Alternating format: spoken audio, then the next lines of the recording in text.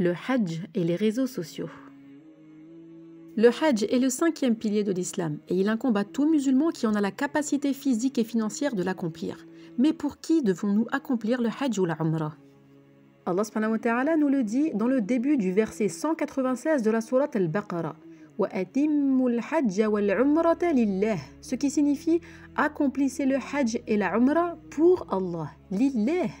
Mais beaucoup de nos jours n'ont pas l'air d'avoir compris l'importance de purifier leurs intentions, d'autant plus que le Hajj, 5e pilier de l'islam, est un acte d'adoration et que s'il est effectué ne serait-ce qu'avec une once d'ostentation, eh bien l'acte se verra alors rejeté. Car Allah n'accepte comme œuvre que ce qui est fait uniquement pour lui, tandis que celui qui lui donne un associé, alors Allah le délaisse lui et son association. Il est donc essentiel de faire en sorte que cet acte d'adoration soit fait avec une intention sincère pour Allah et seulement et uniquement pour Allah.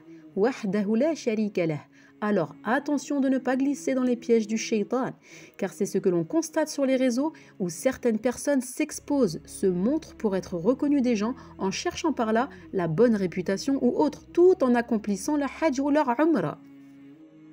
Le prophète alayhi salatu wassalam lui-même lors d'un pèlerinage a dit: Ya Allah, fais que ceci soit un hajj dans lequel il n'y a pas d'ostentation dans les actes ni dans les paroles. Allahumma ja'alhu hajjan la riya'an fih wa la sum'ah. Nous devons donc bien méditer sur cette parole prophétique en délaissant tout acte et toute parole qui serait liée de près ou de loin à de l'ostentation, que ce soit avant de partir, pendant le hajj ou la umrah et en revenant chez soi. Le fait d'effectuer cet acte d'adoration mérite également un conditionnement. Ce n'est pas un simple voyage et encore moins un voyage touristique. Et pour beaucoup, ce sont même les économies de toute une vie, subhanallah. Il faut donc se préparer psychologiquement, physiquement et surtout spirituellement en ayant connaissance des différents rites et en s'écartant de toute innovation religieuse, en faisant également beaucoup d'invocations bénéfiques et en faisant preuve de beaucoup de patience et d'humilité. Se rendre dans cet endroit sacré est un honneur et un énorme bienfait pour tout musulman, walhamdulillah.